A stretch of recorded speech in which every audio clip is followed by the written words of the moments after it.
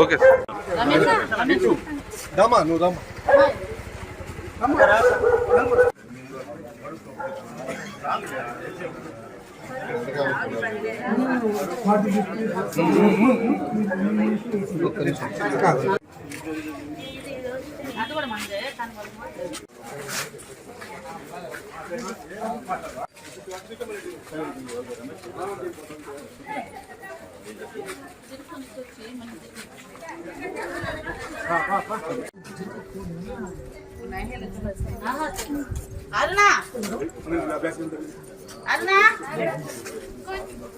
నమస్కారాలండి. ఈరోజు నెల్లూరులో 43వ డివిజన్లో భవిష్యత్ గ్యారంటీ కార్యక్రమం డోర్ టు డోర్ తిరగడం జరిగింది. నేను ఒక్కటే చెప్పేది, అండర్ గ్రౌండ్ సివరేజ్కి కానీ డ్రింకింగ్ వాటర్కి కానీ 1100 కోట్లు తెచ్చాం. అది ప్రజల మీద బర్డను, నెల్లూరు ప్రజల మీద వీళ్ళ ట్యాక్సులు పెంచుతారు రకరకాలు చెప్తున్నా. అవన్నీ ఉత్త అబద్ధాలండి, అవన్నీ పచ్చి అబద్ధాలు. తెచ్చినది నెల్లూరు మున్సిపల్ కార్పొరేషన్ తెచ్చాం. తర్వాత ముఖ్యమంత్రి గారితో మాట్లాడాను.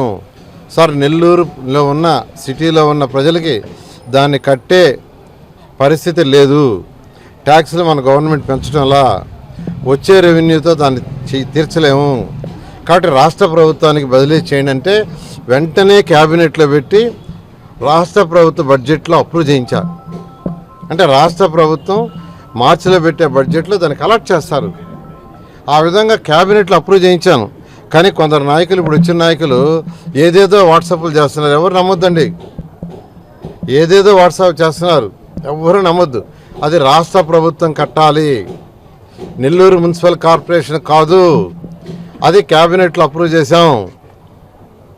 దాన్ని కళ్ళబుల్లి మాటలు చెప్పి ఏదో చేస్తున్నారు. కాబట్టి ఎవ్వరూ నమ్మదు. నెల్లూరు పేరుగా ఒక్క పైసా బర్డన్ ఉండదు. అది మనకు ఉచితంగా వచ్చినట్టు. జనరేషన్ మారుతుంది. పిల్లలు అడ్డదారులు పట్టకుండా ఉండాలంటే ఖచ్చితంగా పిల్లలు ఇలా పార్కుల్లో ఆడుకోవటం, 10 మందితో ఆడుకోవటం ఇట్లాంటివి చేయాలి. ఖచ్చితంగా వాళ్ళ ఆట పాటల వల్ల వాళ్ళ నాలెడ్జ్ వస్తుంది. అందువల్ల ఖచ్చితంగా చేస్తాను. నెల్లూరుని ఒకటే నేను రిక్వెస్ట్ చేసేది, ఎమ్మెల్యేగా ఈసారి కంటెస్ట్ చేస్తున్నా. 2014లో నేను కంటెస్ట్ చేయలా, నేను ఎవరిని ఓటు అడగల. అయితే తెలుగుదేశం పార్టీకి చేసిన యొక్క దీంతో నాకు మినిస్ట్రీ ఇచ్చారు. నెల్లూరులో పుట్టి పెరిగాను కాబట్టి నెల్లూరుకి ఏమైనా చేయాలని ఎవరు అడగకపోయినా ఇవన్నీ నేను చేశాను. ఈసారి ఓటు అడుగుతున్నాను కాబట్టి నా బాధ్యత ఇంకా పెరిగింది. నేను ఇప్పుడు బాధ్యుడిని. మీ అందరికీ 2,34,000 ఓటర్స్కి నేను బాధ్యుడిని. ఖచ్చితంగా నా బాధ్యత నిర్వహిస్తానని మీ అందరికీ తెలియజేస్తూ, ఎమ్మెల్యేగా నాకు, ఎంపీగా వేమిరెడ్డి ప్రభాకర్ రెడ్డికి ఓటేయాల్సిందిగా అందరినీ రిక్వెస్ట్ చేస్తున్నాను.